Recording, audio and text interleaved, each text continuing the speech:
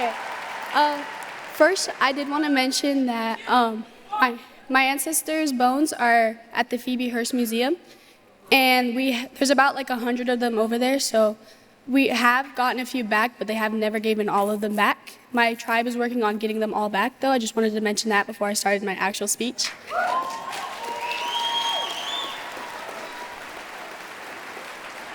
Dwanapka, No'a Coley Kakols Miller, Nagichoe Sikni, Nagichoe Motodakni, No'a Umbusaksawas, No'a Headwaters of the Klamath River. What's up, everybody? I am Coley Kakols Miller. I come from the headwaters of the Klamath River. I'm 15 years old, and I live in Chiloquin, Oregon, Southern Oregon. I'm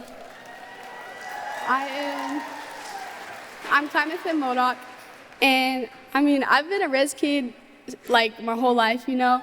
Always coming back home, like scratches and bruises all up on me.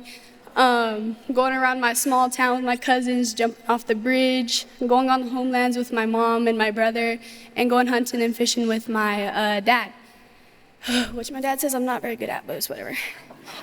Although I was a wild kid, I had many cool opportunities, like right now speaking in front of all you guys, and going out of the country to South America with some of my friends, really great experience. Meeting some cool people from around the world, and going on the first descent. And for many who don't know, the first descent was in celebration for the 4 dams that came down out of the 6 on the Klamath River. And about, I'd say, 30 youth paddlers kayaked from the headwaters of the Klamath River all the way to the mouth of the Klamath River. That was super emotional. I can go more into detail, but I really want to get through this. So I come from a long line of really powerful leaders. Like one of them is my grandpa Cisco. My grandpa really loved fishing, he loved hunting, he loved camping, and just being out on the homelands with his family and friends. And for a long time, he worked at Natural Resources.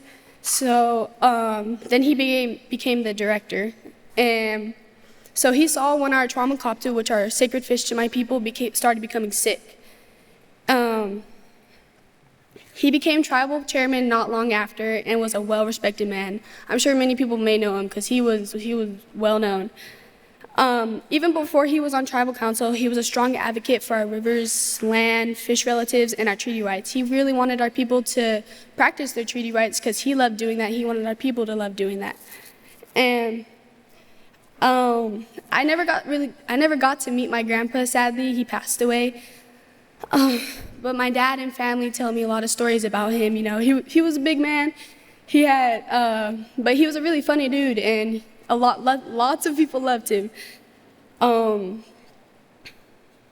I've heard many stories on how my grandpa Cisco got along with so many people from different tribes, and even before him, our tribe and other tribes got along, like along the Klamath River and other tribes. But I don't know when that stopped, because I feel like after a while, our tribe stopped like being connected and like just being with each other. But I felt like after my grandpa Cisco's generation, we just stopped having a strong connection. And I felt when we did the first descent, we started having that connection again, because I made lots of friends on the first descent, like from Hoopa, Karuk, Yurok, and they showed me things that they do in their tribe, and I showed them things myself. And I just hope in the nearby future that we can come to realize that we need each other and that we fought together for like centuries, you know?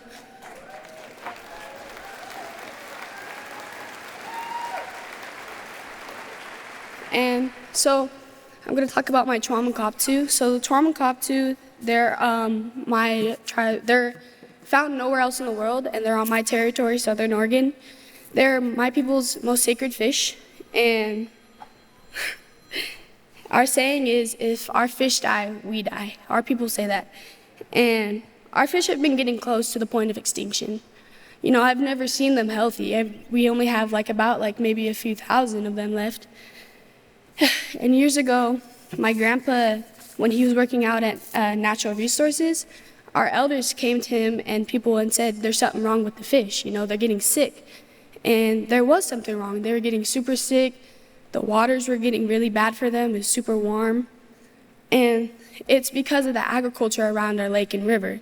The cows that have access to our river stand in the water and if for hours, leaving their waste in the river and destroying our riverbeds, making the water really sick and warm and toxic.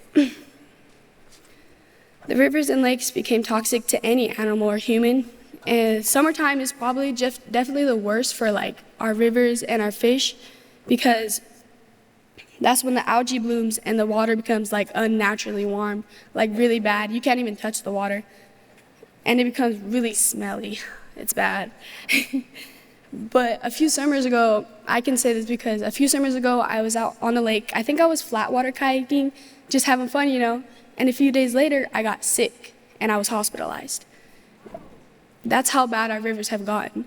And, you know, just imagine like our Klamath Tribes who have been living in that type of like environment for years, you know.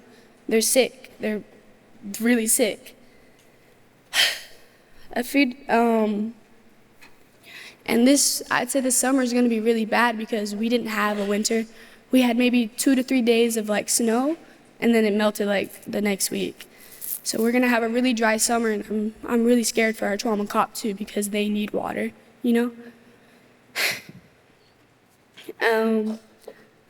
Yeah, but God, I'm just really scared for our Klamath Tribes too. But during the first descent, I'm going to talk about our chiels, which are our salmon. Chiels is how we say salmon in my language. And during the first descent, we went down, and the chiels, like after the first descent, the chiels came back up to my territory, to the headwaters. And they've only been able to make it to a creek called the Spencer Creek. They've only been able to make that like last year, but now they've been able to come up farther. But I just feel like it's such like an important thing for my people because we haven't been able to see chiels in like years. It's been at least 100 years since we've actually seen chiels come up to the headwaters, and now they're back.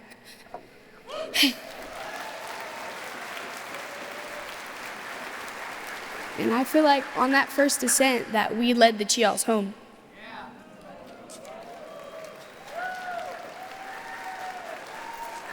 They managed to make it past 2 dams that are still left on the Klamath River, the Keynote Dam and the Link River Dam, surprisingly, but I'm scared that like maybe in the next few years that they might not make it past there.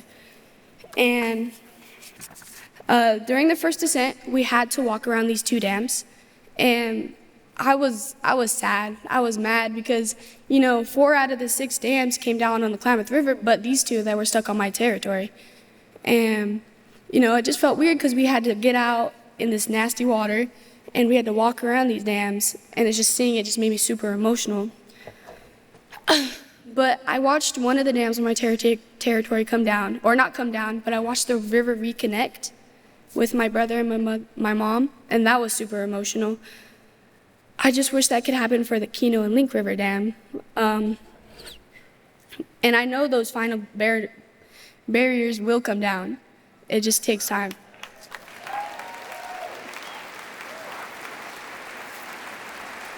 And we just need to bring awareness to these 2 dams that are still left and up, because I know a lot of people don't know that these 2 dams are still left up. Many people are saying that the Klamath is free, but it just isn't free just yet. And we can get it to happen. We just need to bring awareness. And lastly, I wanted to acknowledge the Indigenous people here from their territories. I know it's a lot to be away from home, especially everything that's going on in the world, you know. But I just want to acknowledge all the Indigenous people here. Most catch ya.